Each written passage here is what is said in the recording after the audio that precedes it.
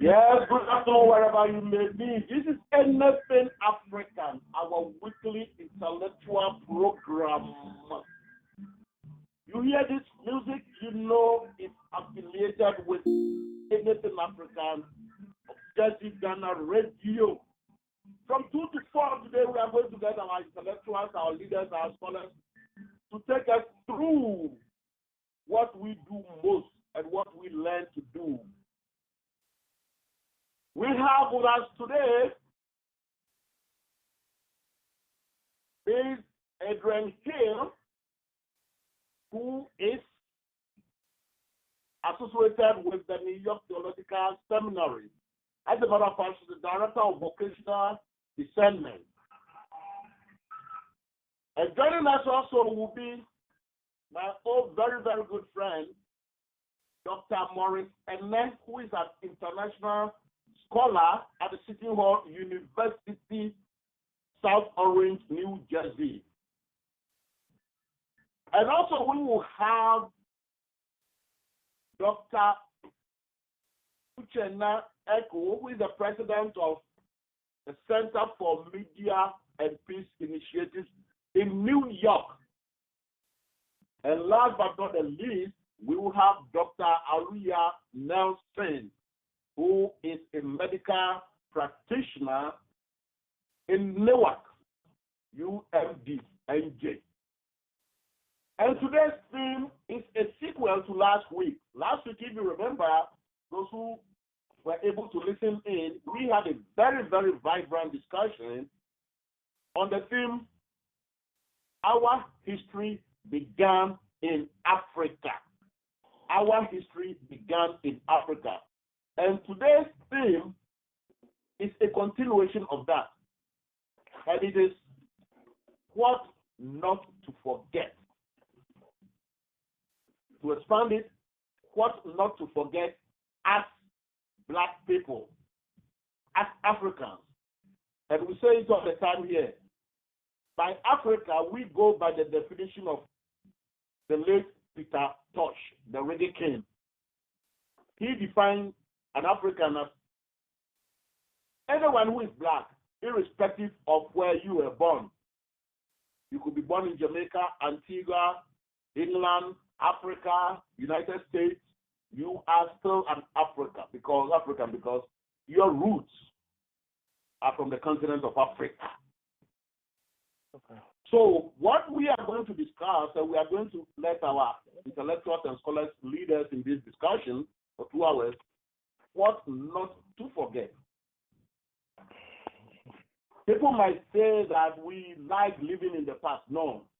We have to remember the past so we can know the direction we are moving on forward-wise. What not to forget? Must we forget slavery? Must we forget colonialization? Must we forget the civil rights struggles?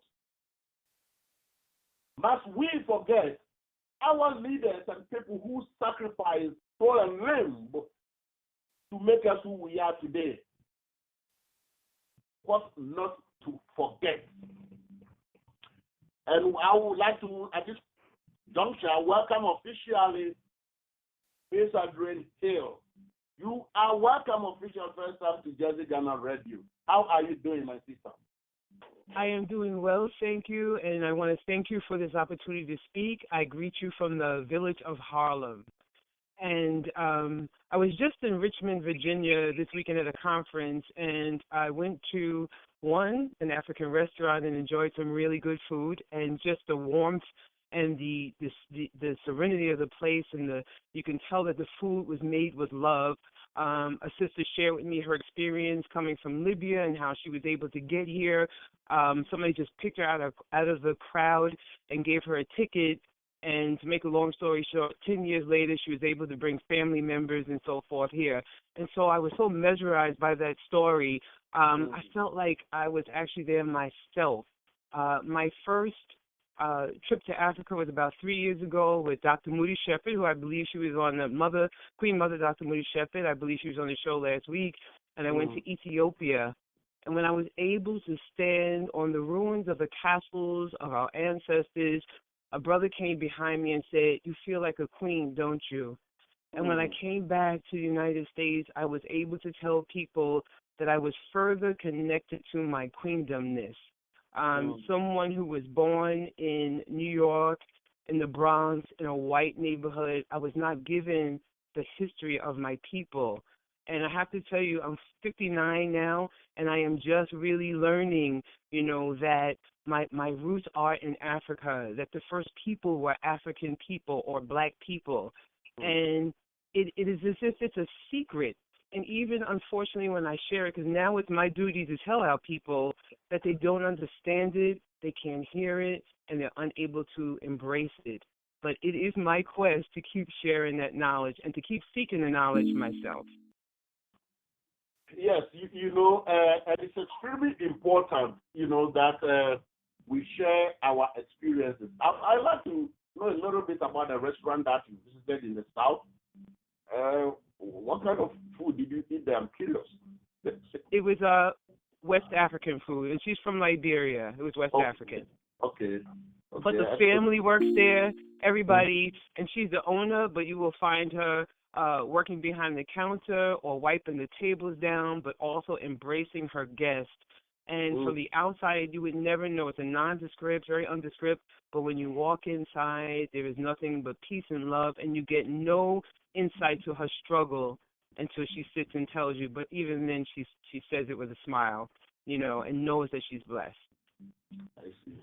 Well, thank you, Sister Hill. Now, with our theme, what not to forget, do you think it's something that we should dwell on? Because people will say that, well, you guys are living in the past.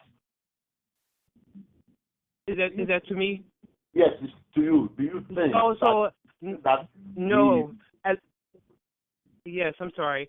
I used to think it was cliche because that's what we're taught to believe by the other. And I now realize that it isn't cliche. You have to know where you've been in order to know where you're going. And while I was there, I went to they have a new museum, History of Black Museum, and there was a collar there. And on the description it said, this apparatus is to be used for ox, for dumbbells, and Negro slaves. And, we have to know that. We have to know that this is what our people went through to understand where we are today, why we are still struggling. And so many of us in the United States don't know that. It is not it's not taught to us in our schools.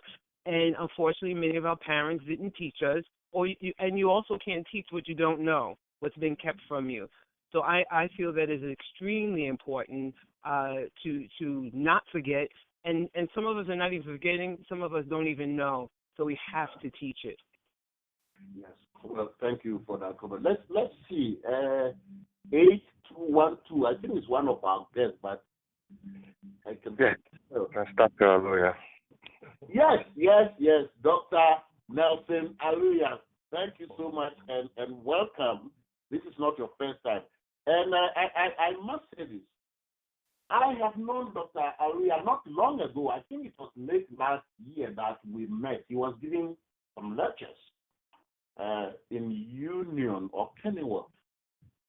And the way he was giving some lectures about the health aspect of it, but the way he started with the histocultural background of Africans before he came to the main theme of medicine, I was mesmerized. And I approached him and said, I'm going to the studio to host a program the next hour.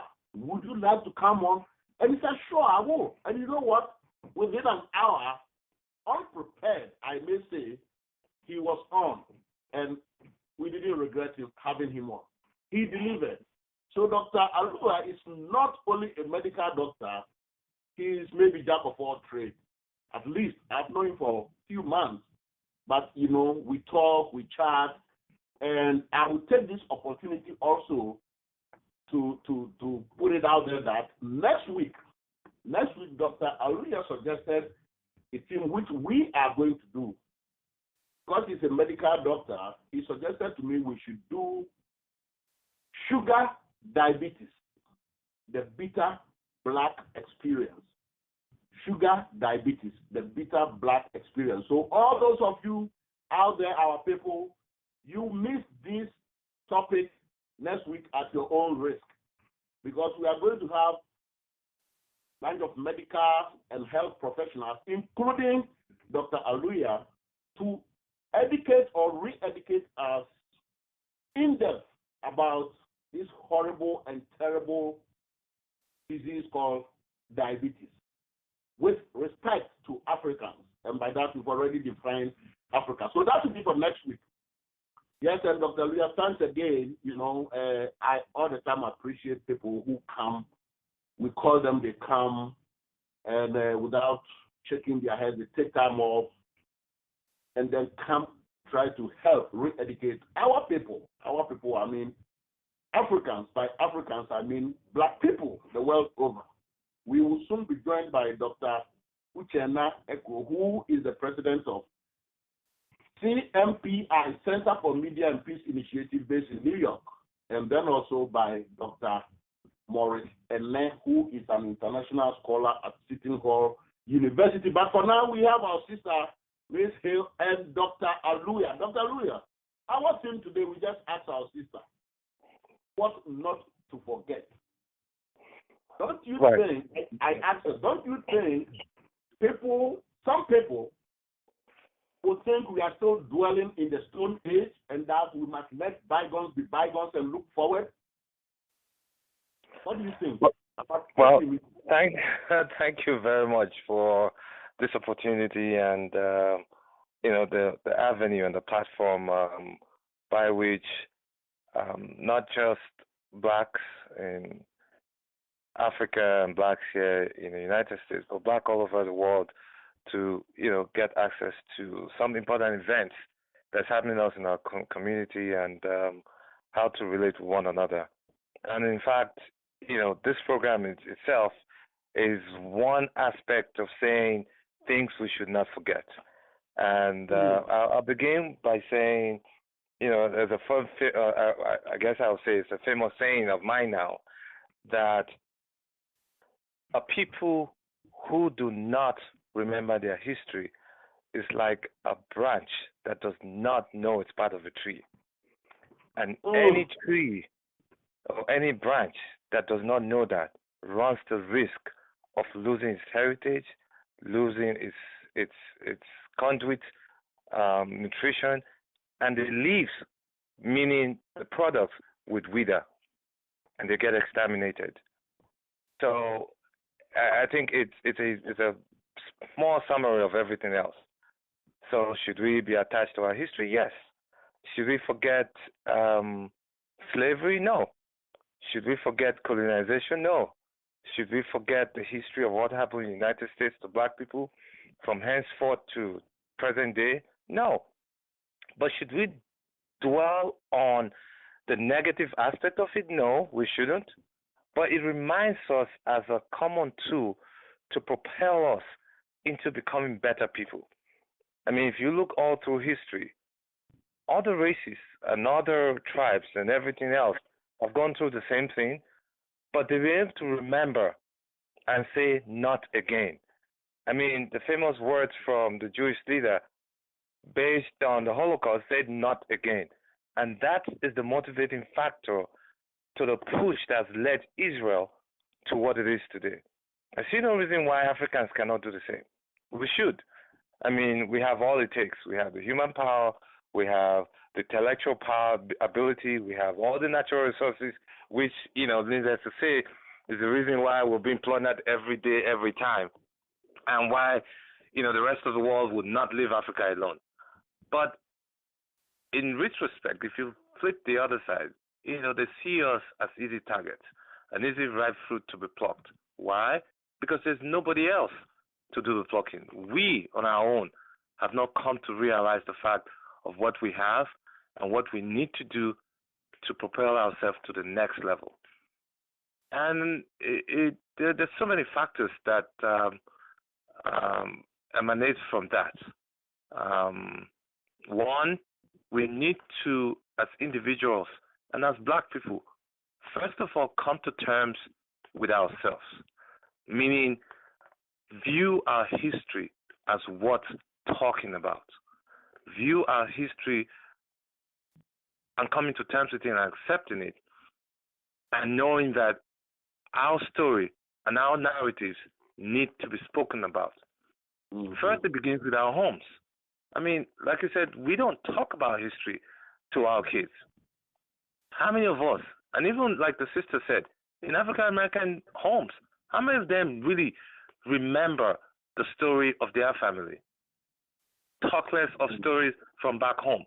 We have heroes, both here in the United States and back home. But how many of our black kids remember those stories? How many of our black kids talk about those stories? None. And not until we begin to tell our story and put our narrative out there. The narrative out there will be the narrative of other people, how they view us. And that's why the first thing that all of that race relate with the black man is negativity. That's the first thing they do. And as an individual person, as an individual level, they'll respect you, they'll view you, and sometimes they even forget you're black. But together as a race, we mean nothing to them. Why? Because we don't tell our story we ought to tell. We let other people tell our story. They put the narrative out there, and that's exactly what it is. And not just that, when the story is being discussed on those tables, those high tables, who is representing the black man there? None. And it spans from every aspect of our lives. I mean, in academics, I mean medical academics, a teaching hospital, and a lot of the times when I sit, I'm the only black male who's sitting down the table and they're discussing issues that relate to the life of future doctors, of which a few black ones are there. And a lot of the time they tend to forget that there needs to be a representation of all other black kids. But unless you talk, and then they realize, oh, okay, and then you find out the narrative is different. But when people talk on those tables, who is talking on our behalf? None. To talk a little bit about the reason why we're doing this. The Black History Month was actually, began as a Negro History Week. In 1926, it was set up by, Carter G. Woodson, and thank God he did. But eventually, it spanned on to 1976, where they realized it ought to be a month where we need to celebrate histories concerning blacks and black or African descent in diaspora and what we've contributed to the world. Because most people do not even know that. That's true. They really don't. And when those stories are said about, I was listening to the other day when they talked about telecommunication and, radio waves. A huge contribution was by an African-American male. But who knows the story? I was shocked to find out myself. So it's a long story.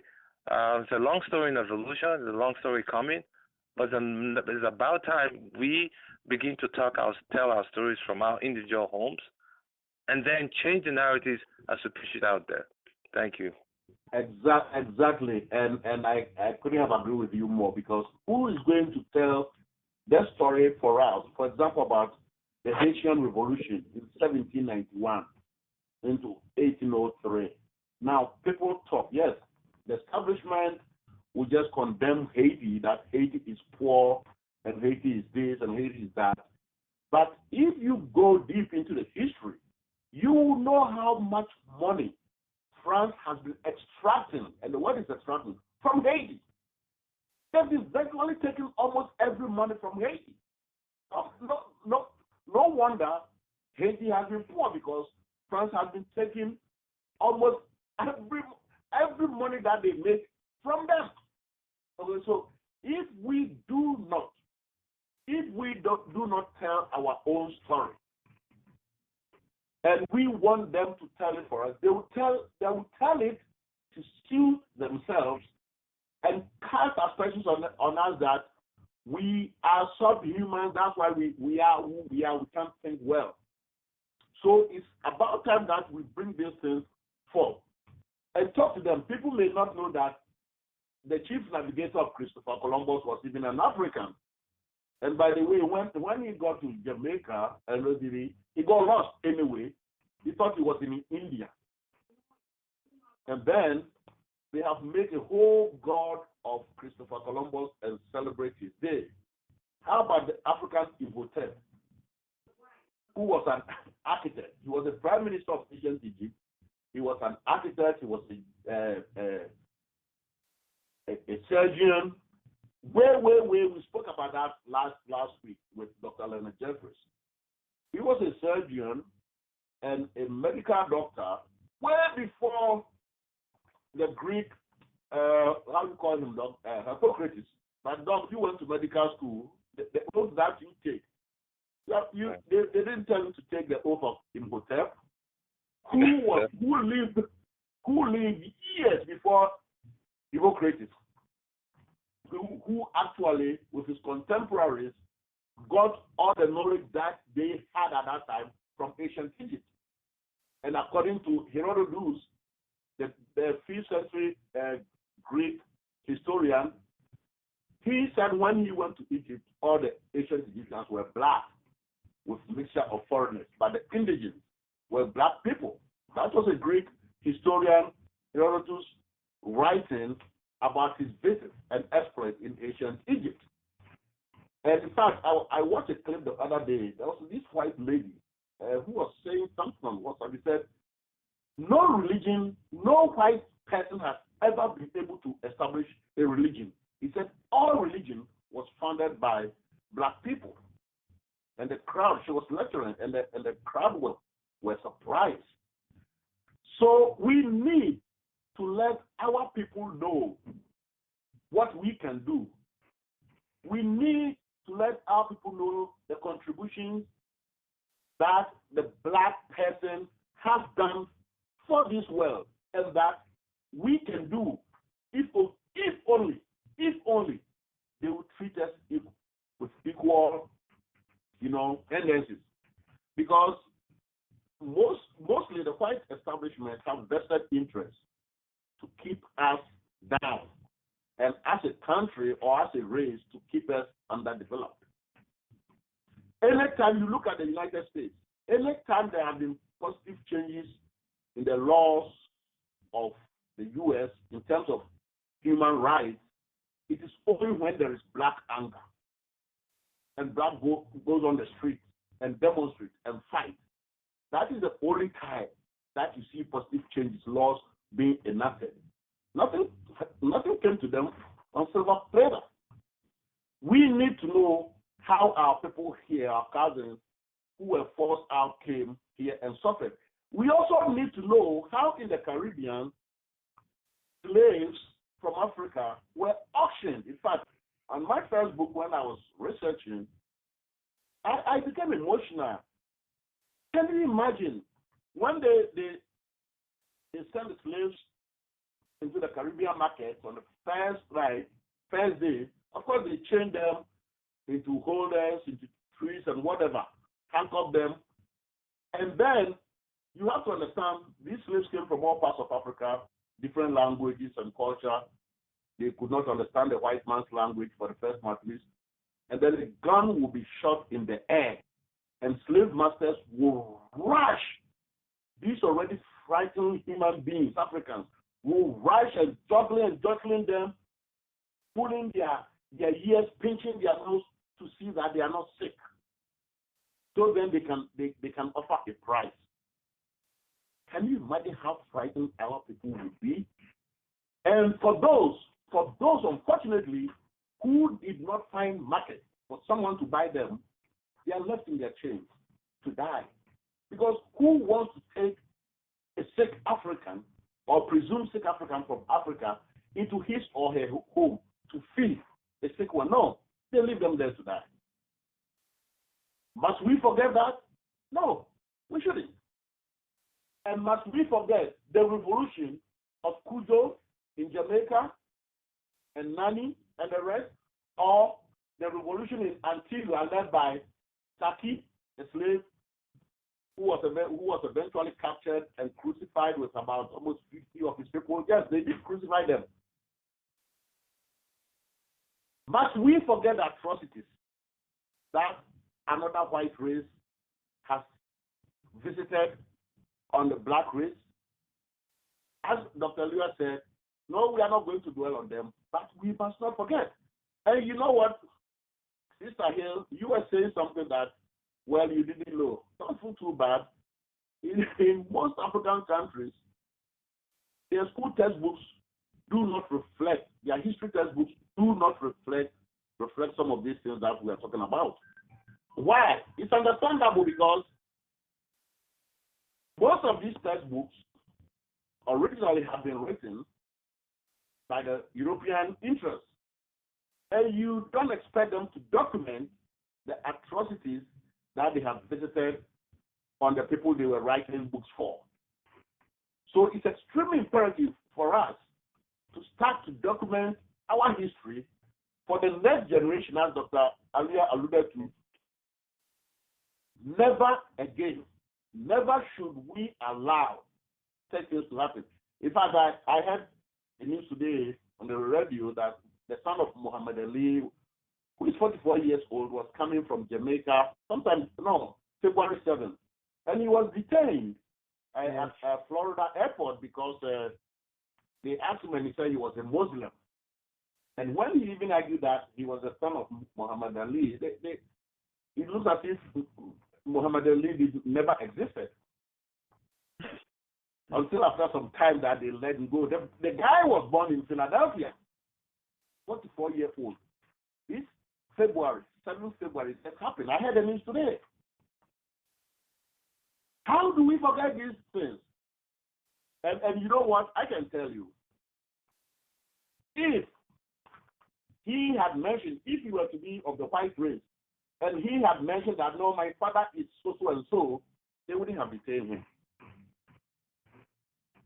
And this is what Anything Africa of Jersey Ghana Radio, we all the time try to do, to try to bring things in perspective, to put things in order, and make sure, and we say it like it is, without fear or favor. I remember some phrases from Chinua Achebe's legendary book, Things Fall Apart. He said, the white man is very clever. He came quietly and peaceably with his religion. We were amazed at his foolishness and allowed him to stay. He has won our brothers, and the clan can no longer act like one. He has put a knife on the things that held us together, and things fall apart. You look historically, almost anywhere and everywhere that the white man will go, they will create problems. It's a fact. I mean, I'm sitting here saying it, but it's a fact. You look everywhere, from South Africa to Australia to you name it. They eventually got hold into continental Africa, and the center couldn't hold. You are listening to Jersey Ghana Radio, Anything Africa, with Dr. Nelson Aluya and Sister Adrian Hill. Now let's go to our Sister Hill. You mentioned you went to Ethiopia. Yes. And someone described you as queenly. Yes. Now, was there any particular, was it because of your demeanor, your physique? I haven't seen you, but maybe the African sort of beauty that the person described. Can you just, I'm trying to relate it to some of our... Yes, so people do refer to me, they say me hello queen, because I am beginning to embrace, not beginning, but it's, it's a journey, and the further I go into this journey, the more I embrace I don't know if this is a made up word, my queendomness, but when I realized that I was standing on the ruins of Queen Sheba's castle, I just felt, the spirit of my ancestors, and just I stood there staring off, and I forgot about everybody that was around me. And I believe that I began to stand like a queen. I believe that I had, I just took on the persona of a queen. And it really helped me understand that when I see our brothers and sisters standing out on a corner, so I'm living here for 18 years, and I believe I've been looking at the same people for 18 years, selling drugs or doing whatever they're doing outside, and it's not a judgment, but if they knew where they came from, if they knew that they were really royalty and kings and queens, would they do better? Would they do better? And so I think the history to knowing that, and I'll say this because I come from a biblical perspective, that, the Bible was sold to us as they were white people in the Bible. And so I wasn't brought up in the church.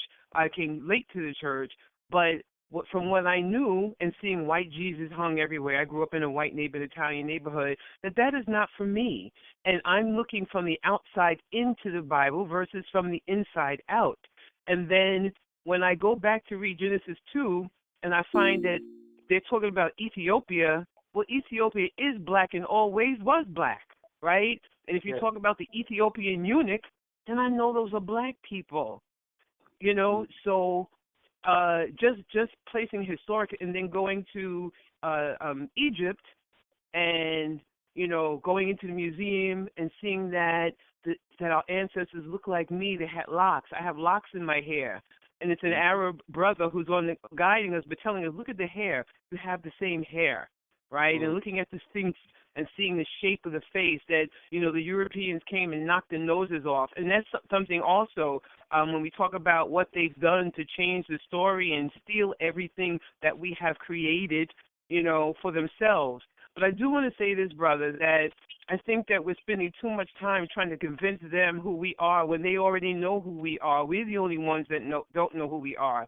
And we spend a lot of time trying to get at their table when we have our own table, and that while there's all this political stuff going on, and I believe it's infighting, we don't have anything to do with that. We need to be getting ourselves together so that when they're done and they're licking their wounds, we're in front of them, and they'll be asking, how did you get here? Because we have galvanized and done what we have to do, right? Support each other. You talked about it. We need to. I went to Haiti last May, and we took food and we fed people. We went to the prison, and I am a big proponent of teaching someone how to fish, but in the meantime, I need to feed you, and then I need to teach you how to do this yourself.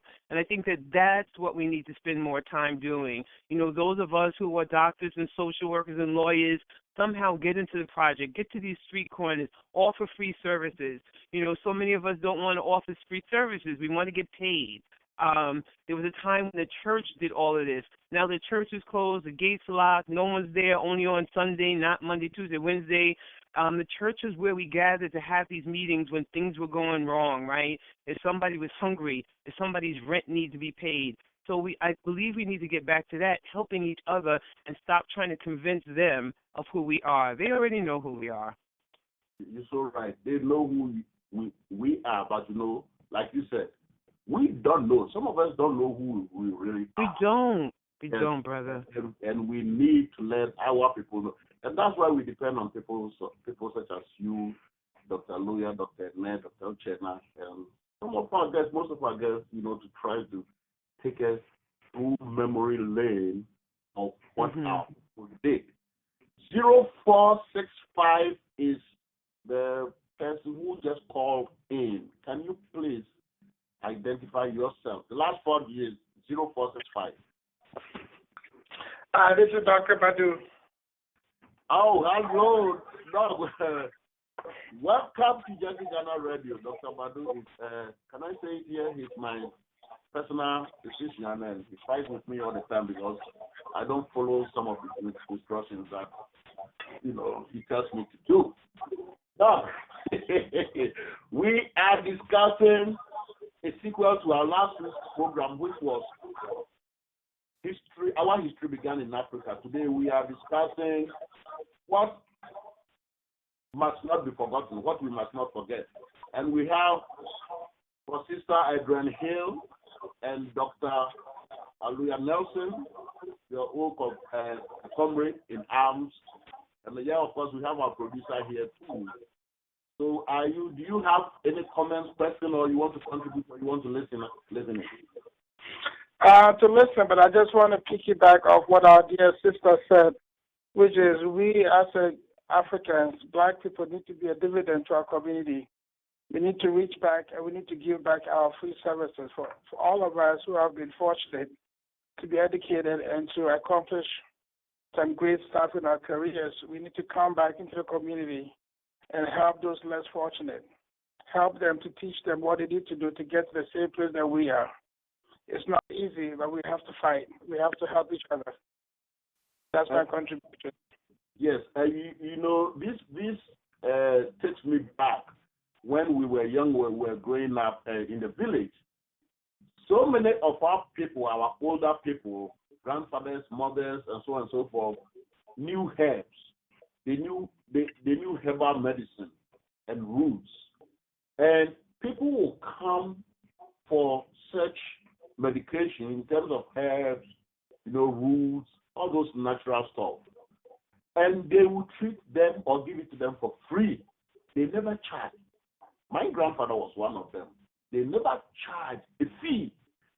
Rather, what they do is, if after going to utilize the prescribed medicine and you felt that you were healed, then you would come and give a donation from your own heart.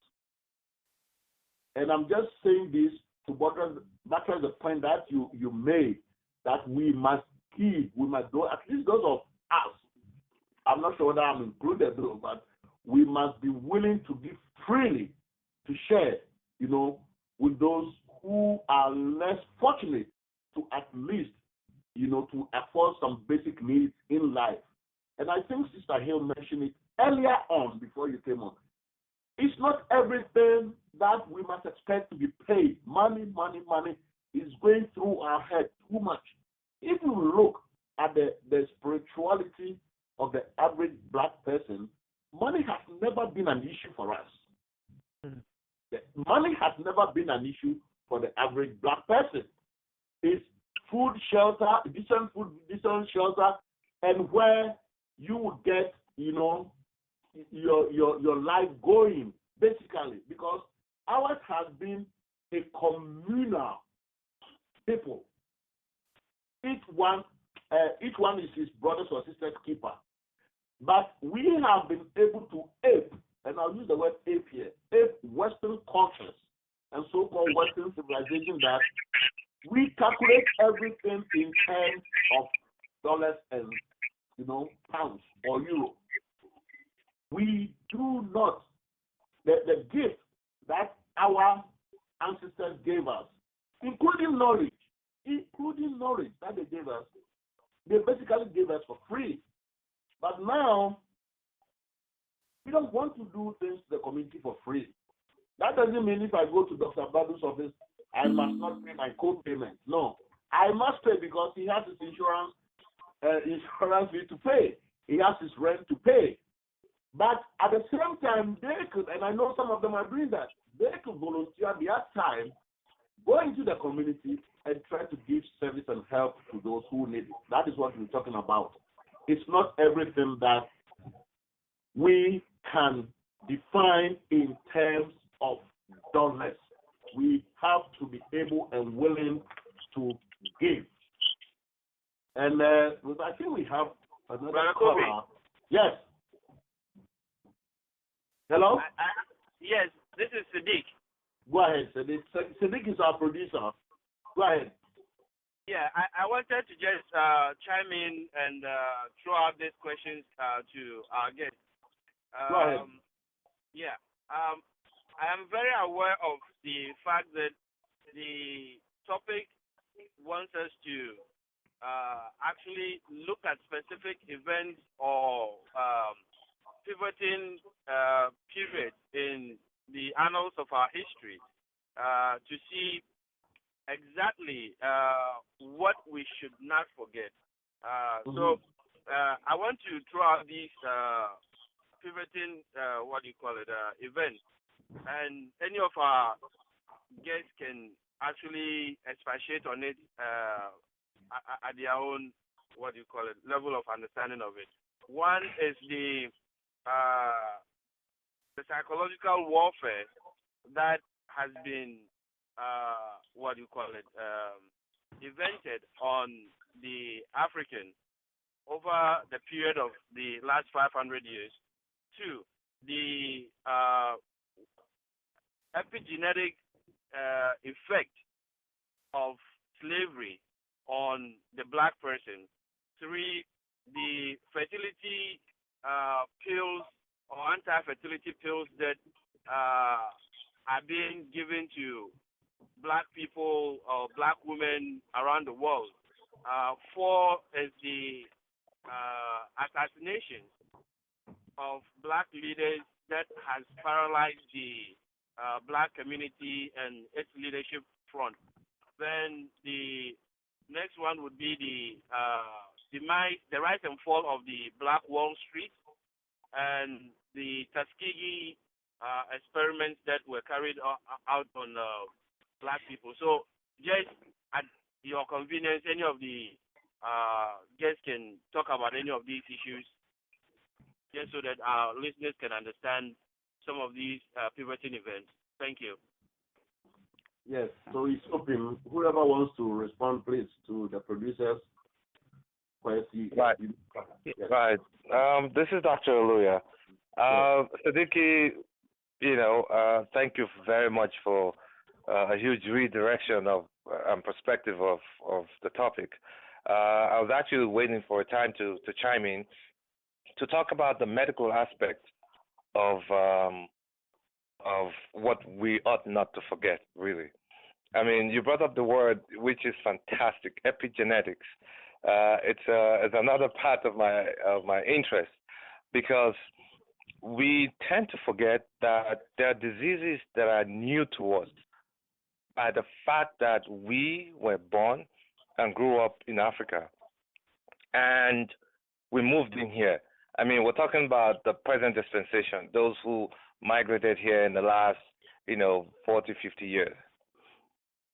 If you flip back or forward, for those who were brought in here in the slave time, the same thing affected them way earlier as compared to what we're seeing right now.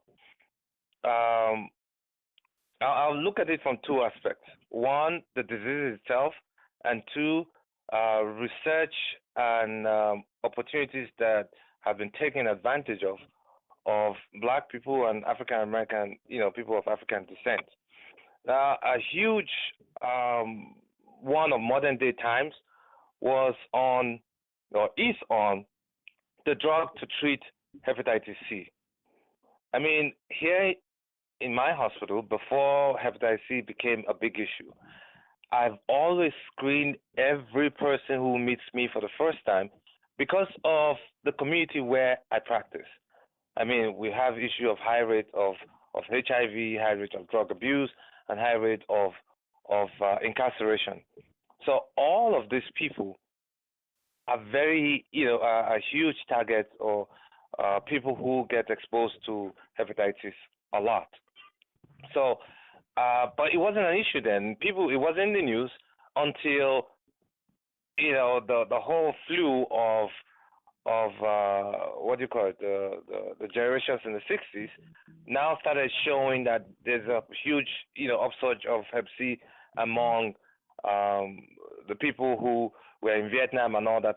So it became a social issue now. But in our community, we have lost the sight to know that hepatitis C is very contagious. It's almost 300 times contagious, more contagious than HIV.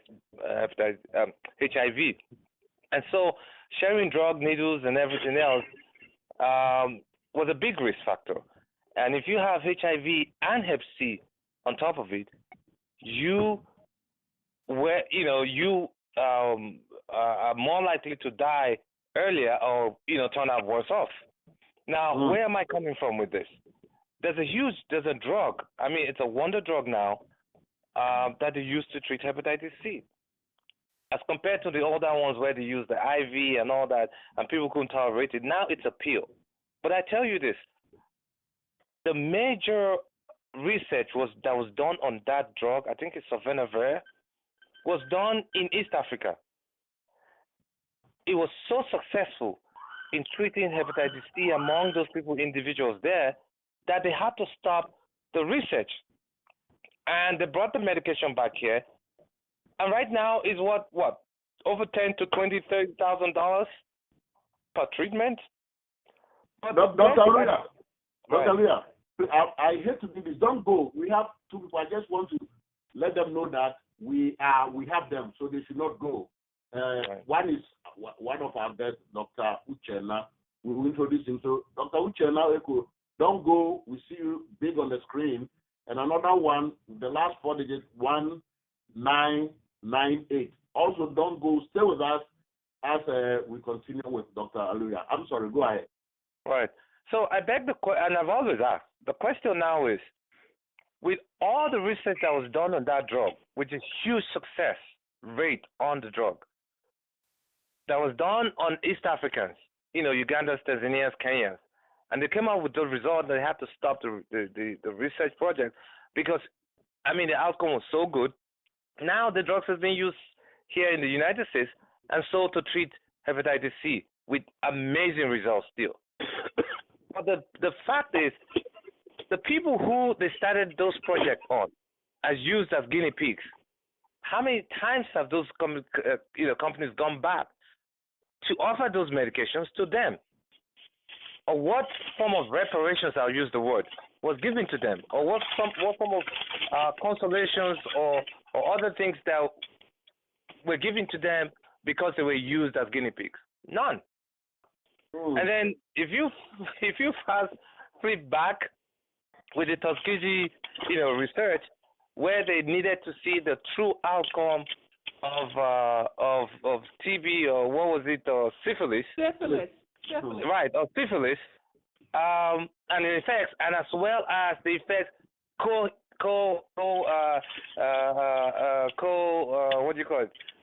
infection with even TB.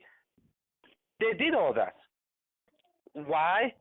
Because they found a way to dehumanize us as human beings. And that's where it comes from. Because you cannot stand to treat a human being the way we've been treated all through history until you dehumanize them. And we've been dehumanized all through history, and that's why, like I said earlier on, we're the hanging fruit and we're easy to pluck. And not until our voices are being held or heard about, and we need to be on those tables where we'll be able to have our voices heard, we'll continue to be dehumanized because our story, our narrative is not out there. Now, that's on that research aspect. Now, on the epigenetics, I'll tell you this.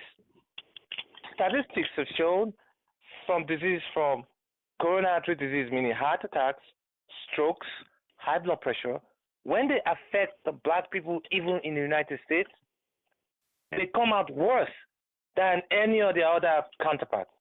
HIV, worse. Why so? TB, worse. Why so? A lot of stories behind it. 1, access to healthcare. 2, knowledge and information about healthcare.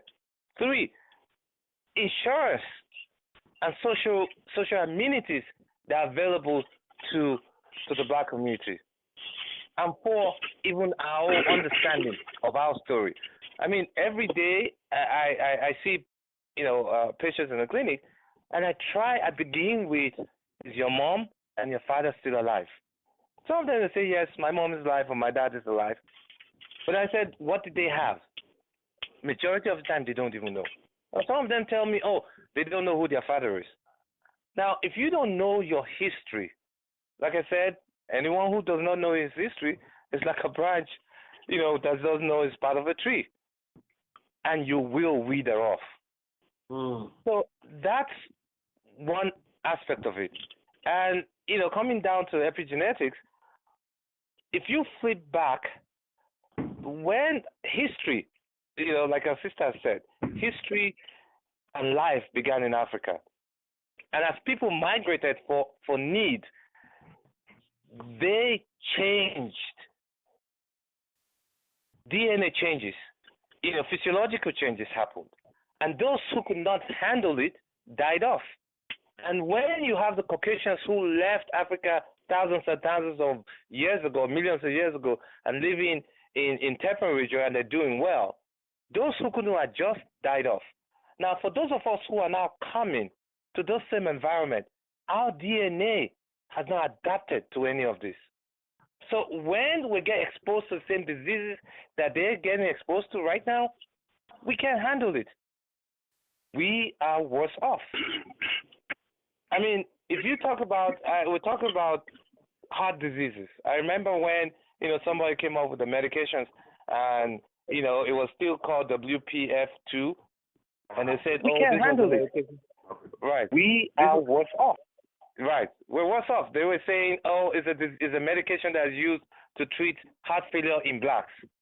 And that's what from one of the, huge studies that was done. I found out black people did well or way better on this drug. And they decided to concentrate on blacks and find out what the outcome it is on black people. And they really did well. They did well, and that's the drug that eventually became Bidil that we all know. And that's why every time you see a black guy with heart failure, boom, before you know it, he's put on Bidil because they do well. But the question now is, why is black people doing well on Bidil? Has anybody gone back to look? Yes, we really did, and I went back to find out. Why? Because we as blacks, we don't have enough nitric oxide in our lungs. And that's why the Bidil is it's a combination of drug that has some form of nitric component that helps, reinstate the nitric components in our lungs and in our hearts, and that's why we do better on Bidil. You understand? Right. Mm-hmm.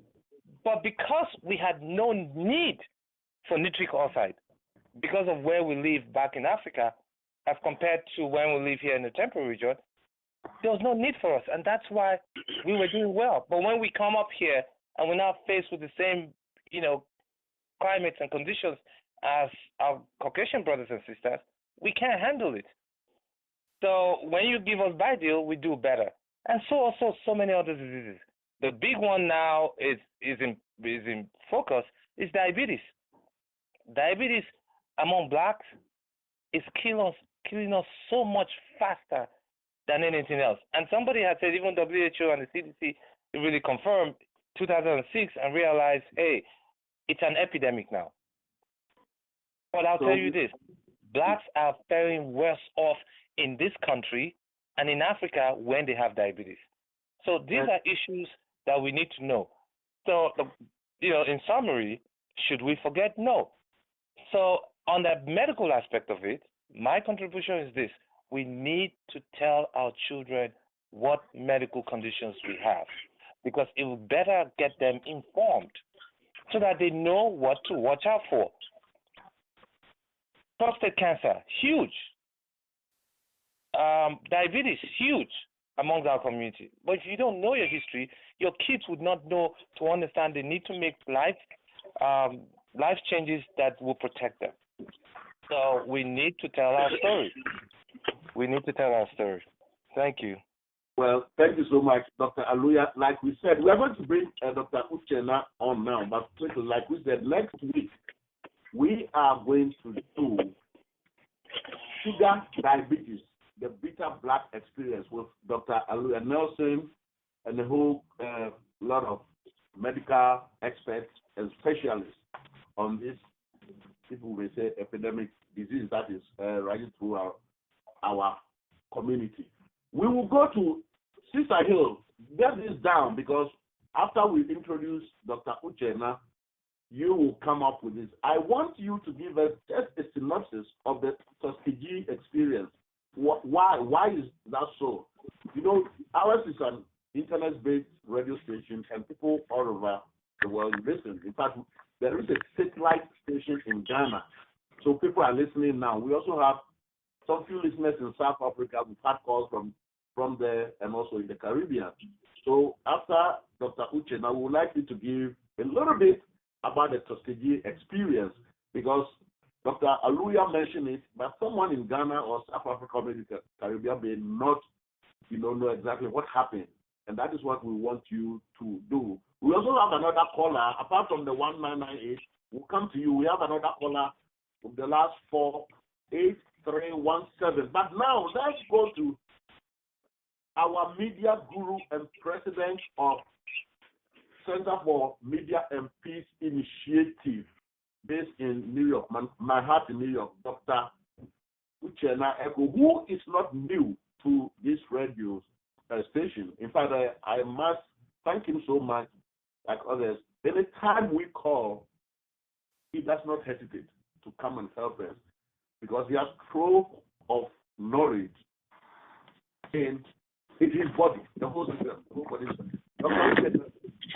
What not to forget, we have started a little bit about history. In fact, I must also say that we had a little bit miscommunication, but Dr. Uchenna has been listening in for the past several minutes. It was just, after we exchanged text messages that we were able to get him on our screen. But he has been listening from beginning. So if he goes to refer something, I don't be surprised. Dr. Uchenna, welcome once again to Anything Africa, Jersey Ghana Radio. What is your take on the theme that we are discussing, what not to forget? That's a sequel to our last week's program. Thank you very much. Sorry, I've been listening. Actually, I think there was a miscommunication, so I called the listening number. So that's why. But I started from the beginning, even when you did the introductions, when you referred to Christopher Columbus and the lady talked about how we should be proud of themselves, and the last speaker who spoke about telling our story, And what I'm able to distill with all this information, and first of all, I think it's a good conversation we're having this moment, especially coming during the Black History Month. It's very timely. Basically, I'm able to distill the information, the issues people have raised to one single point. The fact that, it's an area that I'm so much interested in. The fact that information is key to everything. A lot of times we Africans, we've made a lot of advances, but we don't say that we have done something. And of course, all of us know in public relations, if you don't say, here I am, nobody say, where are you? And if you don't talk about what you are doing, it will just end up like that. The gentleman who spoke last also talked about even how basic communication between a parent and a child do not occur, apparently because of whatever reason. And I also know that there is also some level of secrecy that somehow is probably in our DNA that inhibits our ability to share information. And like you also talked about Christopher Columbus and a few feats, that black man was able to accomplish in the past. There are, like all of us know, even the art of writing itself, you are familiar with hieroglyphics writing and all that. All this is started in Africa. During the Stone Age and all that, there was so much technology that we excelled so much in the past, but somehow along the line, I don't want to bore you so much, when perhaps the so-called white man now surpassed us, and unfortunately, because of slave trade, we seem to have accepted that, yes, we are inferior to the white race. So, and somehow it has stopped us all this while. But there's a new awakening, and making a lot of young people, a lot of us to understand that, that someone is black or white does not really make you to be inferior or superior to the other. So it depends on what you're able to do for yourself. And this conversation is also healthy in the sense that if we recognize that we need to really tell our story. Because I'm aware there are some innovations, especially in the medical sector, vaccines and all that, discovered by black people or white or African medical practitioners. But it's either it's killed by the system, or they don't talk about it. And let's even face it, why I continue to emphasize about information is, look at even the United States. You stay out of the United States, you think the United States is El Dorado, right? Because of the impact of the media, the way the image that is painted out disappointed. So it is the same thing.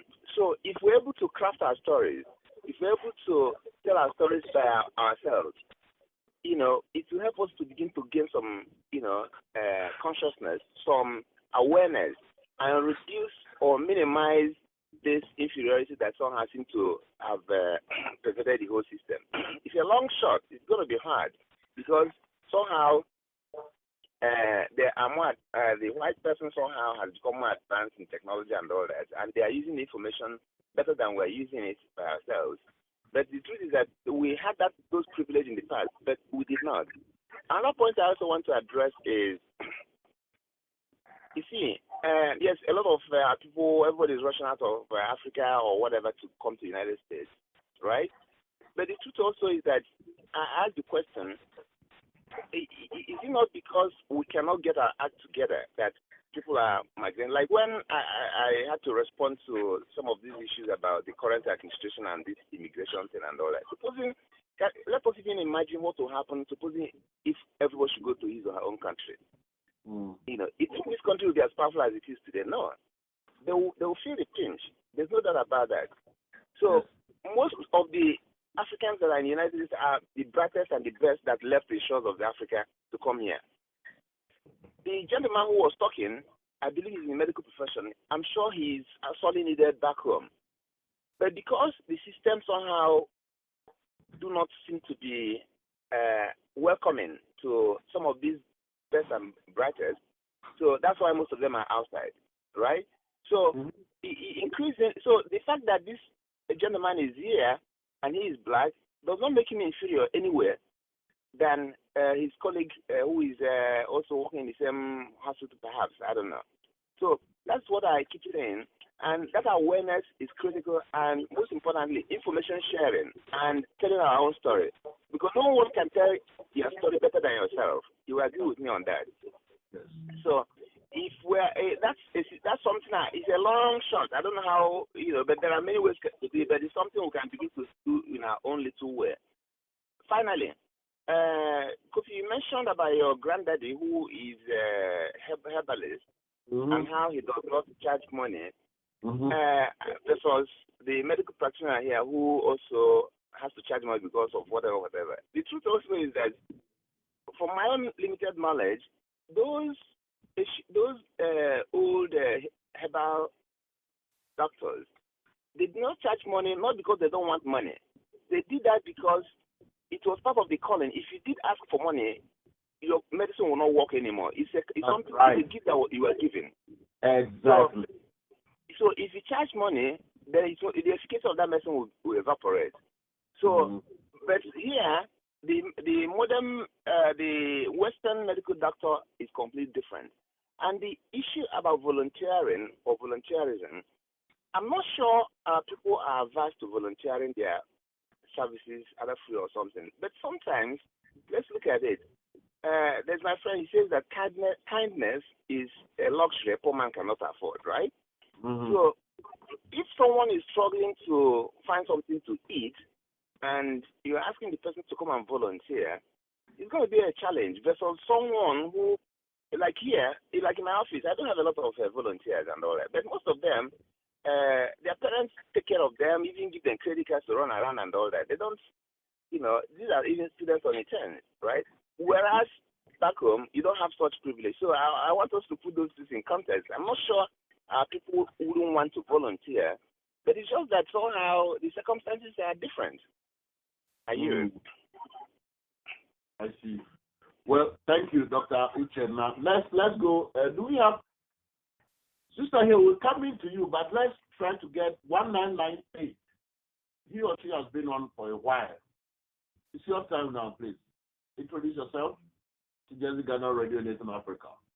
And then we'll take it from there. The caller with the last 1998, 4 digits. Yes, this is Dr. Moody Shepherd. Oh, I should have been able to at least you should remember. have known that number, Kofi. You know what the number said? I said, this number looks familiar. But anyway, to our listeners and our guests, Dr. Ellen Moody Shepherd it's with the New York Theological Seminary, and Yes. she's been a guest on several occasions, like Dr. Uchenna and Dr. Alua. In fact, last week she was one of our guests, together with her colleague, Dr. Lodiwanda, and Dr. Leonard Jeffries, and the Reverend Althea Bailey, that we discussed our history began in Africa. And like today, it's been it was a very vibrant discussion. And, she's now joining us. Maybe she has a comment. The other caller with 8317 could not wait. Call back in, please. We'll give you the chance. So, but let's go quickly to Dr. Moody Shepherd before we go to our sister Hill, who is going to at least take us memory lane about what happened at Tuskegee. But Dr. Moody Shepherd, welcome. Yes. What I would like to say is somewhat different than what has been said before. But I wanted to say that one of the things that I have, what we shouldn't forget is, and our history began in Africa, is that many of us in the diaspora always say we have no homes. And we understand that most of humanity is connected organically to the earth. And so we have, in many ways feel that we have been cut afloat from the earth and a homeland. And many of us lament about that. But I would like to say to all of us that have that or add that as part of our historical narrative, that we do have a home. We have the whole continent. There are 54 countries in Africa. Mm-hmm. And all of us came from one of those areas in all of humanity. But I'm talking about the more contemporary people that came as a result of perhaps the period of slavery. So that I would say that we need to reclaim the connection to our homelands, and those 54 countries on the continent, someplace, and we can choose. Africa, Ghana chose me, and we have places that we can connect with our homeland. So I'm advocating for people to find that place in Africa where they can be reconnected with their histories and go forth as a healed and whole person and remain in the United States, because perhaps I know we have to build this country, but our connection with the earth is organically connected to Africa. And I would suggest that we find that place in one of those 54 countries and celebrate our wholeness and our connection with our homeland. That's my contribution.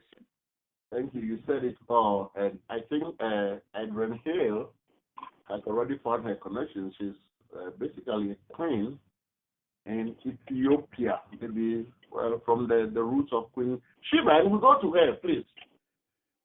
Sister Hill, hello. Can you take us Yes.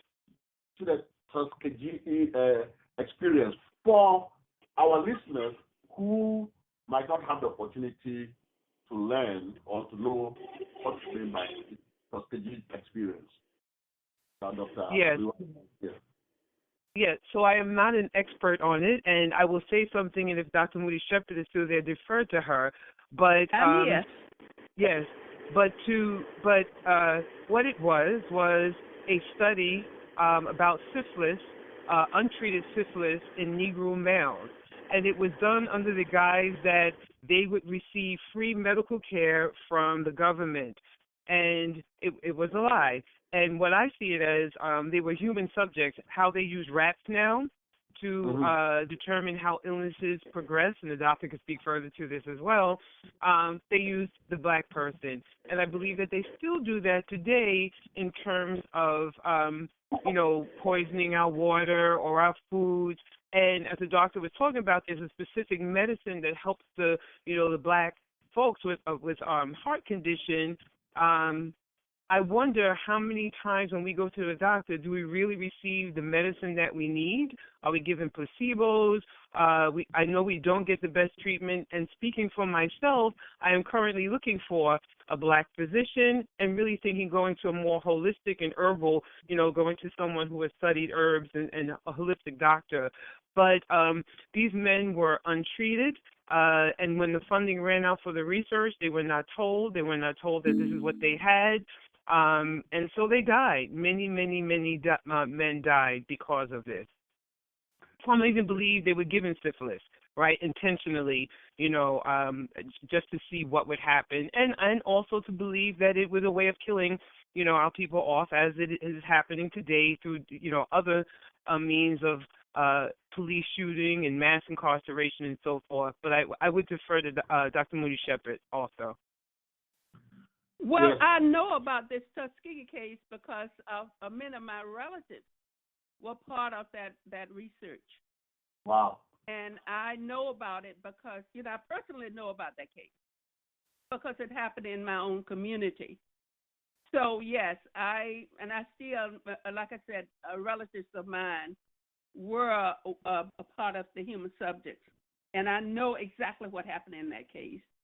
So, yes, I know that. And I think that we need to be vigilant about that. But, again, the interest that I have right now is the whole idea of us connecting to our physical, psychological, and holistic memory, and our connection to ourselves and our ancient history, and our more and the history is there for us, and the connection.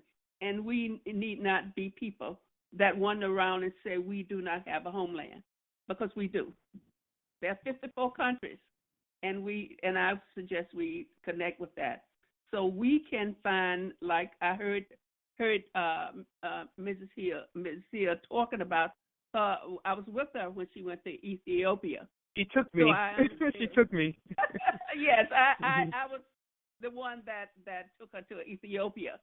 So I understand how it can be a very healing. It can be very healing wherever you go. I felt that way when I went to Nigeria. I felt that way when I went to Egypt. So there are places, and the reasons why I wanted to connect this to Black history is that we can really connect ourselves organically with our land, because other people say I'm Italian American, I'm this American, but we walk around and say we don't know where we came from. And I wanted to debunk that myth. We do know where we came from. We came from the continent, and we need to reclaim that as our part of our own understanding of our narrative, and a very positive narrative, and not be and sort of debunk all of the ways that the society around us and the West have made us feel about ourselves and our own roots. So yes, let us organically claim by going back to Africa, and not leaving. I won't say leave the United States, because we have shaped this, and as everyone else have, but we need to find our own selves and connect with ourselves in a way that we haven't connected since we were forcibly brought to all of these countries as slaves. Brother Kofi? Yes, what not to Yes. forget. So I think the producer called in and talked about slavery and the psychological effects that it still has. There's a Dr. Joy DeGruy, I think I'm pronouncing her last name correctly, DeGruy, who talks about post-traumatic slave syndrome. And I'm really anxious to get to one of her workshops. But I think that what has happened and as a new clinical social work, that there's trauma, right? That there was trauma and that we have passed it down through generation to generation. And I'll speak of my own upbringing where I just recall, and this is no disrespect to my mother who is now transitioned and gone on, but the beatings that I received from her. And there is a belief that, spare the rod to the child. But when I look back at it, I believe that those things were done because that's what was done to our ancestors, right? We were beat into submission. When we look at the other is there's more patience, right? There's more time to explain things.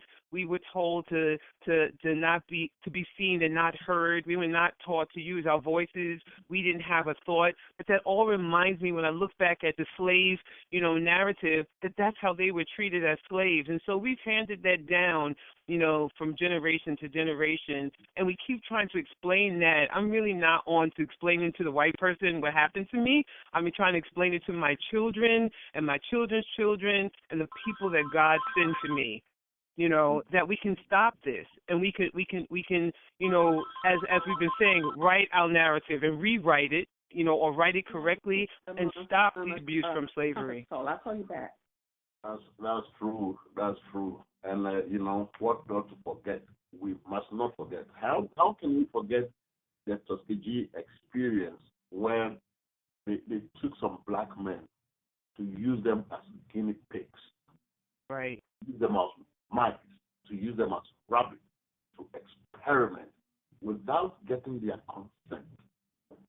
And can you imagine what might have happened? Some of these people might have had wives, and they'll go sleep with their wives and transmit the deadly disease to the wife.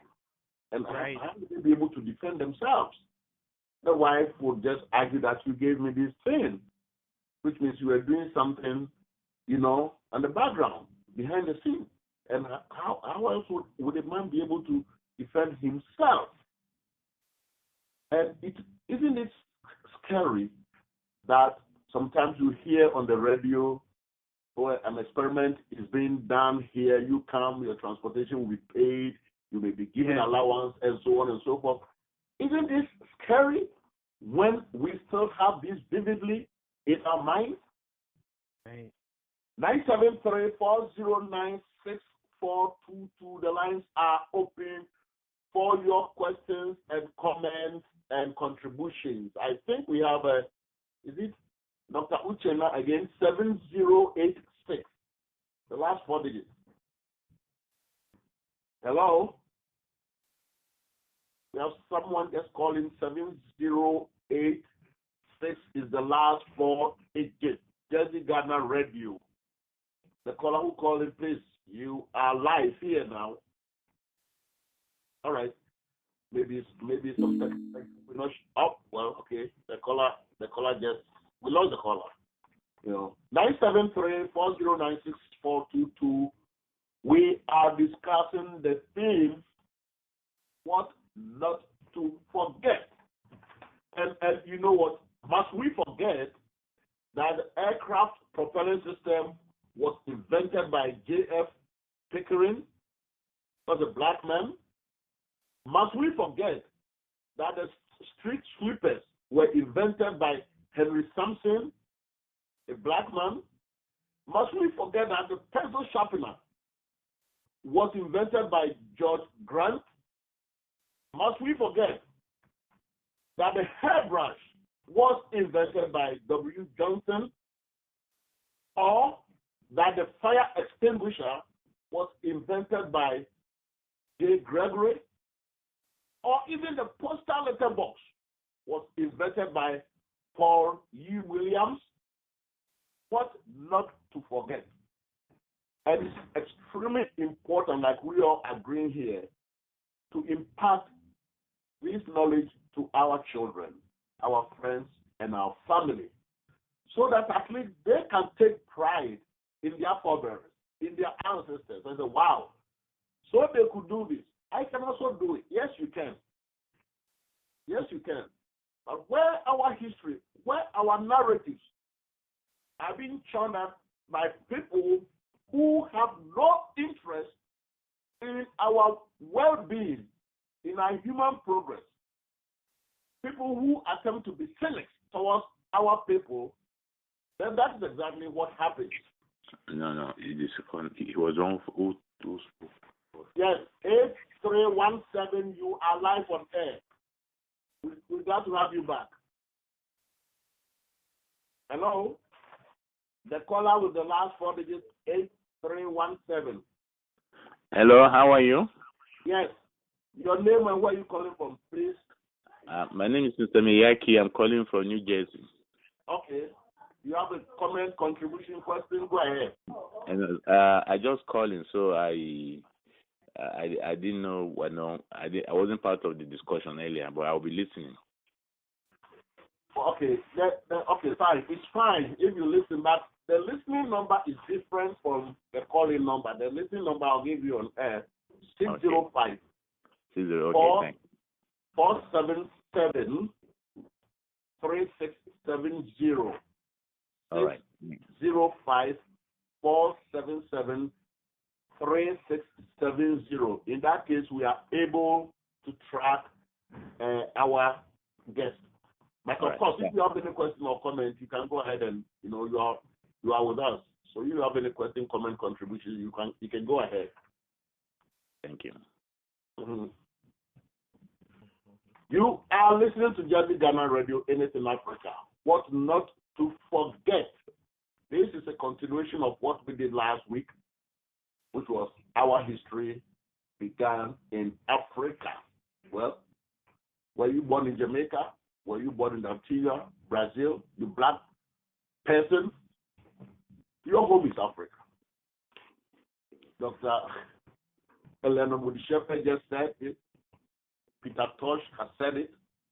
The late Bob Marley also said it. Africa is the home of the black person. And as a matter of fact, the home of civilization for humankind. Dr. Aluya. Yes. Okay. What not to forget? Right. I would just want to share a little story. Was told by, I think he's 66-year-old, Jamaican-born doctor who went home recently, and he said he was so excited when he went, to Ghana, and he stood and raised his hands up and yelled, "I'm in Africa. This is home." And because I'm sure deep down in his heart, all these years he had longed to go there and put his feet on the soil where his heritage comes from. So in line with what our sisters have said earlier on, there's a reason why they had tried to dehumanize the black race and dissociate the connection between the African Americans here and the blacks back home. If you look back on the story of Kunta Kinte, when he came here, they knew that if he remained and consistently called himself Kunta Kinte, he can trace his heritage back home. Mm-hmm. So they needed to cut that link and break it, so that once you do that, the chances of a revolt or revolution coming up down the line, like you said, they're very smart, would not exist. Because if you lose your name, you've lost who you are. So, and that's why they try to break that link. Because then people will be able to trace themselves and trace their history and trace their lineage home. So, but as it is right now, like she said, Africa is home. And like the famous Peter Tosh said, no matter where you're from, as long as you're a black man, you're an African. So look back and adopt a country. We adopt kids, we adopt everything else. We adopt music, we adopt different, lifestyle and hairdresses and, clothes, shoes. Adopt a country. Like she said, over 54 countries in Africa, pick one. Choose that at home and go home and go experience it. Now, where I feel the pain and where it hurts the most, those of Africa, those of us in Africa and those of us who've come here, we have failed African Americans who are here. We have. And that's because in our end, we, from most of the time, back home, we look on TV, we idolize them, and all the things we see, different strokes and good times and all that. We see the lifestyle that they live, and it looks pleasant. But when we come here, then we really begin to see what what America is truly all about, and how the blacks who live here. And before you know, we begin to have disdain about the lifestyle, and we flow into the narrative of what the African American person looks here as no good, as a drug dealer, as a drug pusher, or an addicted person, and a gangbanger, and people who carry guns. And because of that, we fail to relate. And unfortunately, when I hear some of my African brothers say, "Oh, they are lazy," and I say, "Don't ever say that. Don't." Because each and every one of these people you see, you don't know their story. You don't know where they've been coming from. That's right. Because if you were born here, you'd probably be even worse than what they look like now. If you call someone who's an addict, who's someone who's a drug pusher or whatever, find out what his story is, why he has become like that. Because not until you do, you cannot pass judgment. You can't. And a lot of the time they look at, "Oh, they're lazy." What do you call as being lazy? Do you understand? So, and that's how we need to realize that, one, these people are brothers and sisters also. And we need to create and open up that door and that avenue for them to accept them. Not just, "Oh, they're African Americans." No, they are brothers and sisters. We need to create that door, keep the door and avenue open, and we accept them. And I'll call it, and I'll put it out there. Which African country or any leader, probably, I think they tried way back in '77 when they did the First Act, where, they tried to open up doors for other Africans to come in and associate and share the culture and share our history. But where has that been? Have we I have an answer for you. Well, I'll come in. I'm sure you do. But if I'll tell you this, if we, just like the Jews have, where they have systematic process in place for those of the Jews or Jewish descent who want to go home and at least go to see home, they have those. Do we have any of those? Do we have anyone set up for them to come back home? None. And at the same time, as we have failed them, they have equally failed us too. The African Americans here have failed the Africans that came back home also. Because you know why? They go into the flow of the narrative of Africa, where an African American brother will ask a black brother who came from Africa, "Do you live on trees?" I mean, in 2017, you hear a black brother asking an African from Nigeria if he still live on trees. "Oh, if I go to Africa, would I see lions?" I mean, I think that is so ignorant. Because you know what? At this stage, even the ones here still think we run in bushes with clothes or rags tied around our waist. And I told them, "Listen, you need to come to Nigeria or go to Ghana. You could see more Mercedes-Benz there than you can ever see in your life in New Jersey." But that's where the whole story, we missed that link. And until we begin to realize and recognize the power that each and every one of us on either side of the Atlantic have, we cannot harness that power together and do something good. So that's that. But when it comes to, like the doctor earlier said about giving back, volunteering, I mean, first and foremost, like he was saying, if you don't have, it's hard for you to give. But I'll tell you why. Because a lot of Africans, and not just Africans, I'll tell you, blacks, all over the world, and I've seen it. I've been around. I've traveled pretty well enough. We have a poverty mentality. We have a poverty mentality, and we need to come out of that. That mentality of I never have and I can never give. That is so untrue. Because it hurts me when I see that the fact that you see white people from here who probably don't have, but they go back to Africa and they live in the jungles. They live in villages, giving back, contributing to those countries, sometimes giving their lives. White people do that. So true. And then we see them, those of us who are supposed to help contribute to that, we're like, oh, no, I can't do that. The guys in the city go to the village and look at the guys in the village like, oh, they're no good. So we need to come out of that. And thank God a few of us are beginning to do that. I mean, Dr. Luya. Right. Okay. I will cut you finish, but we have 1, 2, 3 people. In fact, Dr. Uchenna is back. So we'll finish up. We'll go to 0827. Be prepared. No, Dr. Uchenna will come on then. 0827 and then 4154. So Dr. Aluya, go ahead.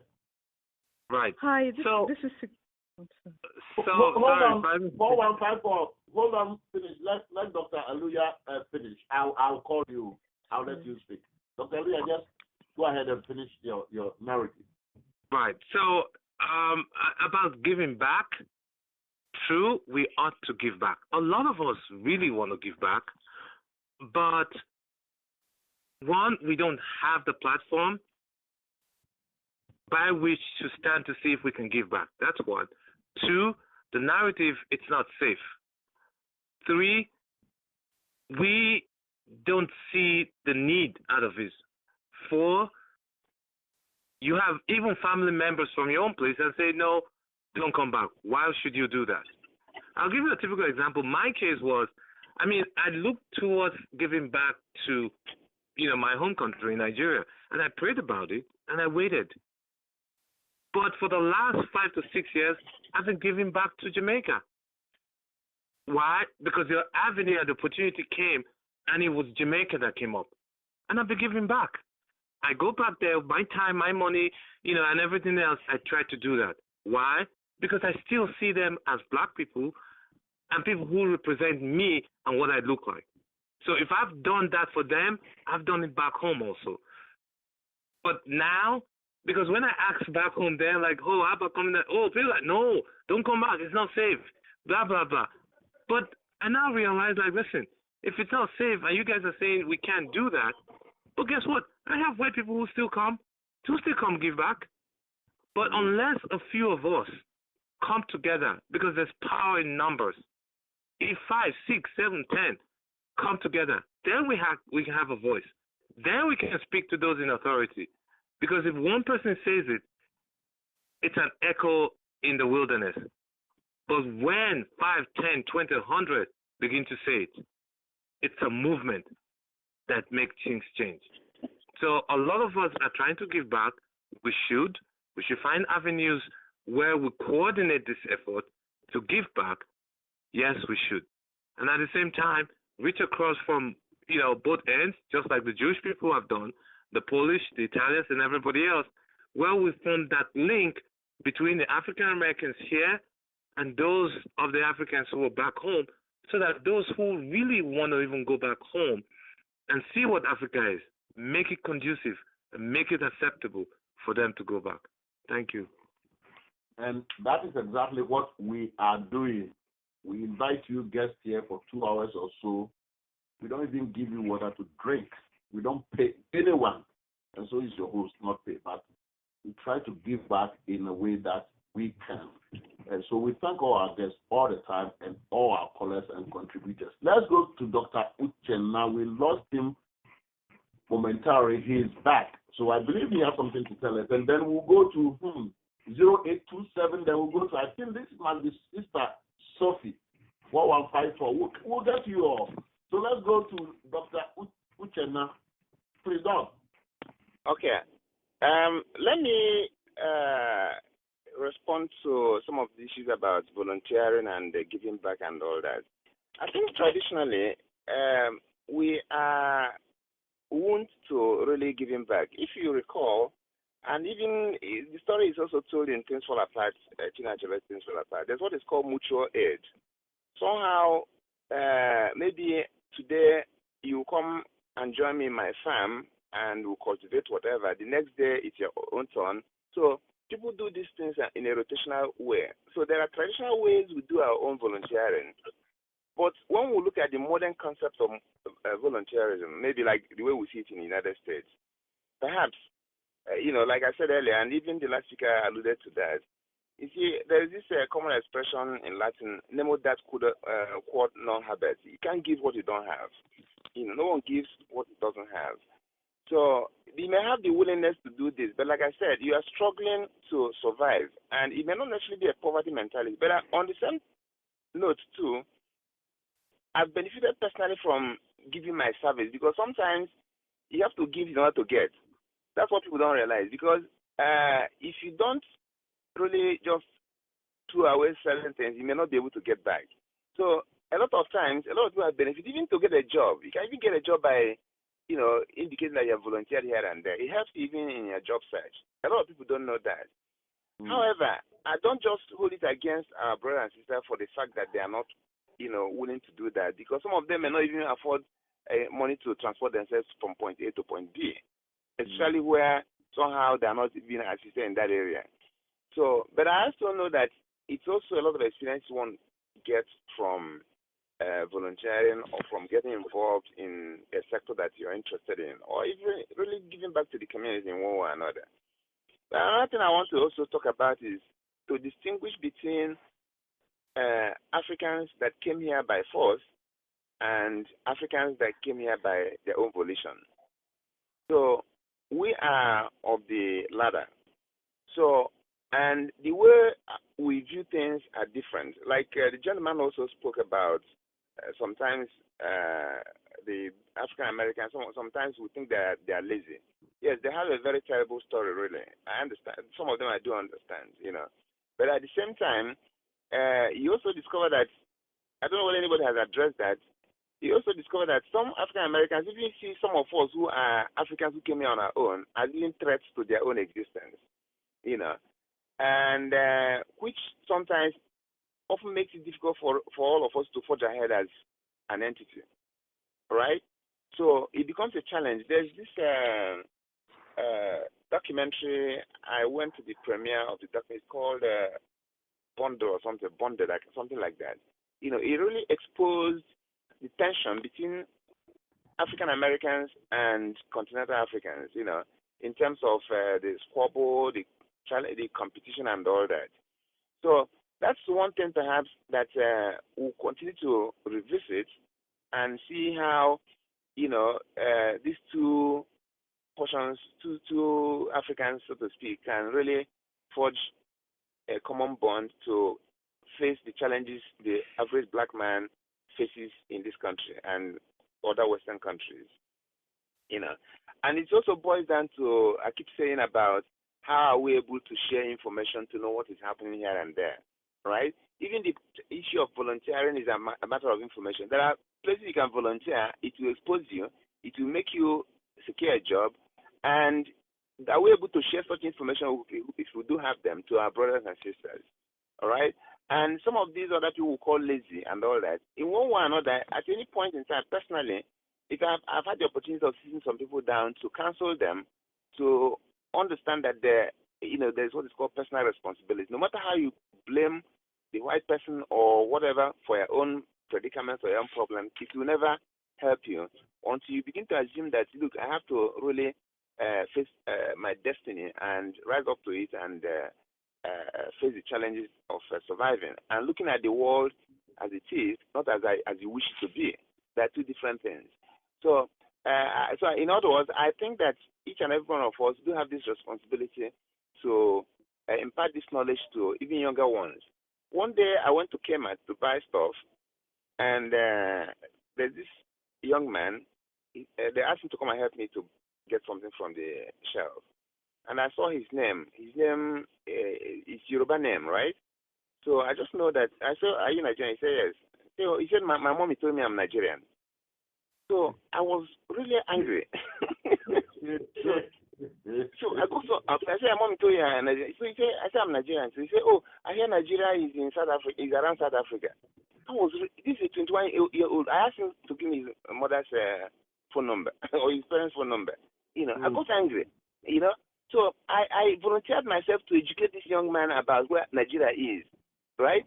And with the kind of, a lot of wrong information he has about the country he's supposed to be a part of. His mom told him he's from Nigeria. He has never been to Nigeria, right? And it's not healthy. And this is another dimension that we're even losing most of our kids in this country. And it's something that we also need to be talking about in terms of how to bring these people, any opportunity we're able to bring them to really educate them about even the place they belong to, because most of them, I understand, have not been to Africa or the countries their parents came from for one reason or another, but at any little opportunity we have, we can also create forums for some of them to really, even if it's by movie or whatever, to reduce some misperceptions this country has really put in their head about their countries, as it were. It boils down to information as I'm talking. Because some of them cannot even go. They say, oh, they kill people in Nigeria. They do this. Some of them watch movies and conclude that it's a place you don't want to go to. It's a primitive place, But it is not true. So, again, it's some of us who have been able to share the two worlds that have this responsibility to impart this knowledge to these people. In whatever platform we want to do that, it's also acceptable. But I think it's something for us to be talking about, especially like in this Black History Month, and even every other opportunity we have to see how we shape our destiny together. I yield. Yes, thank you so much, Dr. Uchenna. And yes, we indeed need dialogue. We need to be talking to one another all the time. Dialogue, so that the xenophobia going on in South Africa now must stop, because we are the same people, one and the same. Let's go now we'll come to the 4154, but this caller has been waiting for a while. 0827. We're sorry for holding you up for so long. Please, come on now. You are live from Jersey Ghana Radio, Anything Africa. Hello, good afternoon. This is Ms. Lara Junodi. Most of what I wanted to talk about, has been talked about already. I didn't get your name again. I didn't get your name. Miss Lara Junodi. I've been on the program before. Yeah. Is it Sophie? No, Lara Junodi. No. Yeah. Okay. I'm affiliated with CUNY, the City University of New York, and ADI. I'm the chief strategist of ADI. I just have I deal with children, so there's this African boy, 8-year-old, and was like, I was just asking him that, what would you like to be like when you grow up? And was like, he doesn't know that he doesn't want to be on the streets. He was kind of like started crying. Then he said something about being like a security guard or box, things like that. And I was like, no, you can aim higher. That there are lots of wonderful things, like you could be a doctor, you could be a teacher, you could be a professor, like that. And it was like he hasn't seen a black doctor before, and that kind of like touched me, because I was like, this 8-year-old boy. He said anytime he goes to the hospital, it's always white male doctors, and that he sees at the hospital. And that kind of like brings me back to what I just want to talk about, that we should be mentors. We can speak to our children. We don't have to like go to like all these big organizations and start volunteering our time and wherever. We could start with just a child or 2 children. We start with our children. We start with our neighbors' children, or children in churches, mosques, or wherever. we tell them their history, that they're from Africa, like, we've been saying all along that, that's where the human race started from, and that were royalties. And I got to find out that, it's also partly Nigerian. And I just came out with some notable names, like Dr. Wole Soyinka, who is a Nigerian playwright and won the first African Nobel Prize in Literature in 1986. We have Chinua Achebe, which Dr. Uchenna, and also my brother, Mr. Kofi, quoted a line in Chinua Achebe. And we have Seyi Oyeshola, who was also a he co-invented the hospital in a box, which is a portable hospital, in which they can use in developing countries, third world countries. We have BC Ezerioha, who is a Nigerian engineer, and he built like under and porch engines. There's so many people, Africans have done so many wonderful things, and they're still contributing to the world. We should try as much as possible to pass this knowledge onto the younger ones, even if the older ones, although it's never too late to educate the older ones too, like our sister Hills that went to Africa, and she's talking about her experience being, feeling like a queen and everything, and she's embracing that. I'm sure she's passing on the good news to other people, she meets here, so that's my little contribution, that we should start from, Thank you so much. little numbers. We don't have to, little drop of water makes a mighty ocean, Yes. from passing to one person or two people to, the other people, and that we don't have to settle for less. We don't have to settle for little. We can't just say, oh, I'll be a security man, or, because that's what my parents or my father was, or this. We should try to aim higher. But they can't do that if they don't know better. So that's just my contribution. Well, thank you so much, sister. We'll go to Sophie, and I think we have like roughly 10 minutes to go, and we are going to give each and everyone a chance to give closing remarks. So, Sophie, this will be your chance and your closing remark. We have about 5 people here, so maybe you take not more than 2 minutes, so everybody will get a chance to give a closing remark. But remember, next week, we are going to do sugar diabetes, the bitter black experience. And this theme was developed by Dr. Nelson Aluya, who is with us now. So he is going to lead or be part of a team of specialists. Just like last week's theme was developed by Dr. Eleanor Moody Shepherd. We are very, very much open. Anything and everything that concerns our people, you can come up with a theme and buy. We'll discuss it. So let's go. Your 2 minutes, Sister Sophie. Thank you very much. This is Sigrida from Ethiopian Shungo, aka Sophie. Yes, in Ethiopia there's something new that happened.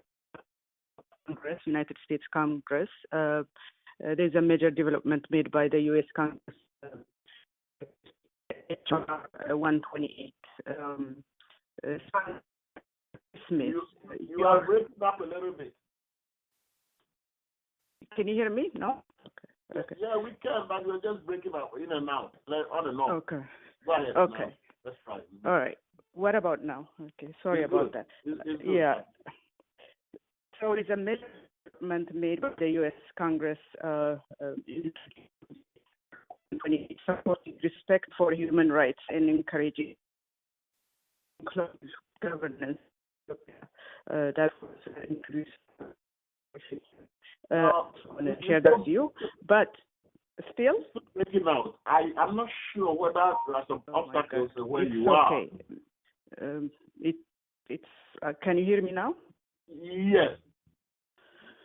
This is very sad. Go ahead. Okay. Go ahead. I just want to say that there's a dialogue between the opposition leaders and Ethiopian opposition going on, but it's not inclusive and it's not transparent. It's the government that's actually leading everything, the mediator and the agenda setter. So, this might not end up the right way. However, to assert my voice in the discussion here in terms of what needs to be done for Africa and Africans. I think there's a major issue which we have to be clear is that there's income disparity, huge income disparity between the rich and the poor. And recently there's a book, I think last year was written, Capital by Thomas Piketty. He exhibited about 300 countries. And his resolution or his recommendation is that we need to have democracy in order to have a better system. He said we need to have taxation of the rich. So these two things are absent in Africa. As we speak, there are 34 billionaires in Africa, and in which they own around $84 billion. Okay, so problem that surfaced here or throughout the world, it's also in Africa. We need to do is Africans to sit down and discuss looking for solutions. Since my 2 minutes is up, I'm going to defer my chance. Well, you know, Sophie, of course, you are part of Anything Africa program, so we hope we'll get to you every Saturday. So it's not a question of your time up. You will continue anytime that we are on, and you have been contributing this last few weeks so much. For us, thanks to our co-host, Dr. Kwame Akono, who is somewhere in the wilderness today. So hopefully he joins us in this 8 minutes before we go. Let's go to our sister, Adrian Hill. Your closing comments. You have 2 minutes. Yes. So one, I believe, the church, we talk about the lost generation, we call them millennials. I think that we dropped the ball as a people and that we need to continue to identify the gifts in our people and then nurture them. We need to pour into them. We need to spend money on sending our children to school, educating them, telling them they can be doctors, lawyers. If we believe in politics, then we need to nurture politicians, right? We need to start to vote us in if we think we need a seat at that table, right? And so that the table begins to look like us, and then we could, have our say in policy, which would affect our community. The other thing is the media. I stopped watching TV because, yes, what I saw on TV was that African people don't have anything to eat. They don't live in homes. They live in trees, and vice versa. When I speak to my African brothers and sisters, that we are drug dealers, that we are thugs, and so we have to kill that misconception that has been planted intentionally in our heads about each other, right? And then the other piece is travel. It's very important for us to travel. And I think I heard someone say, when the doctors say, money has never really been an issue for us. And if we are a believer, right, if we are believers, then we know it really isn't about money, and that if it's something that is our will to do, we will make it happen. Unfortunately, we spend a lot of money on shopping, right? We spend the most. We're supposed to be the poorest people, but we spend the most on sneakers and shoes and pocketbooks. So what happens when we begin to put that in travel so that we can go and see for ourselves what it looks like in other countries?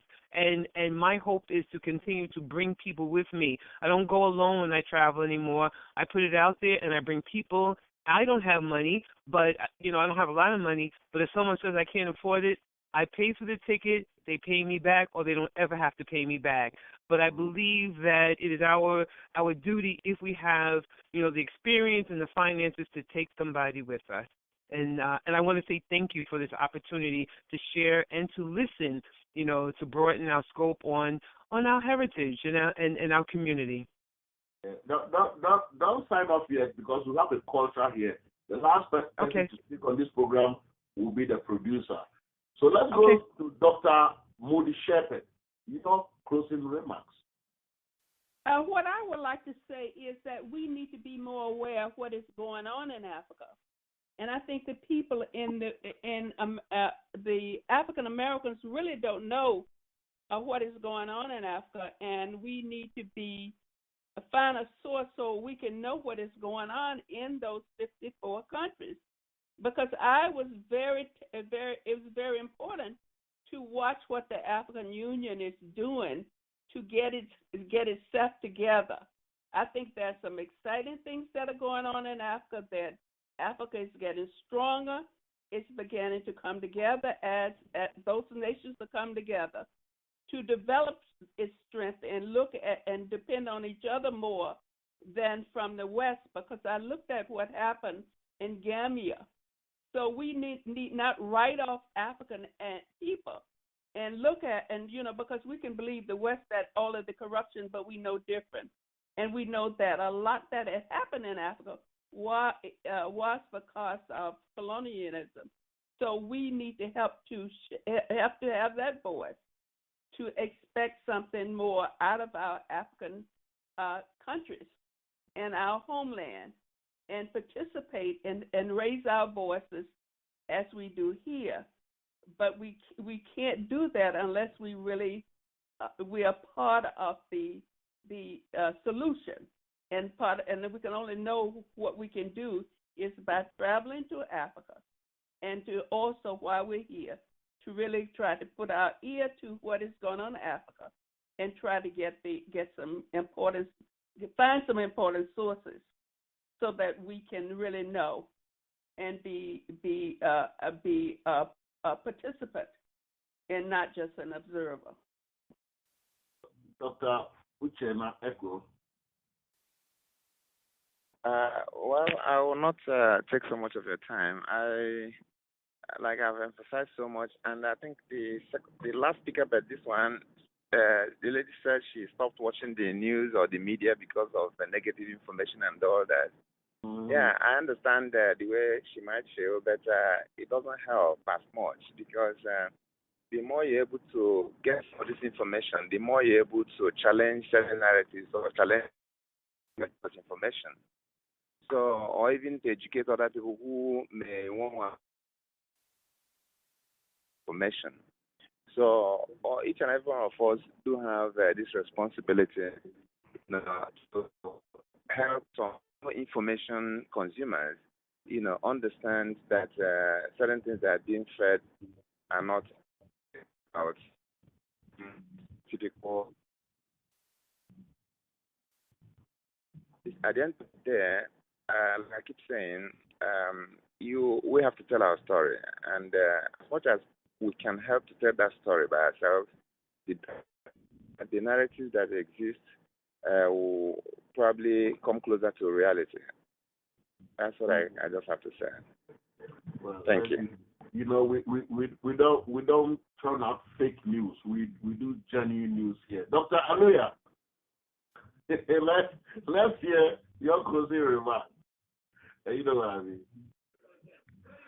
Well, I mean, I would say huge contribution, no doubt, from everyone. There's no doubt each and every one of us who has contributed to this have a huge interest in our team. That's the growth and development of Africa and Africans everywhere. And I thank each and every one of us and what we've contributed. The essence now is what we need to take home and what we need to take out of this. We need to find ways, maybe on individual level, but beyond that now. Because, there's a saying, it's only somebody who is foolish that will keep doing the same thing over and over, expecting a different result.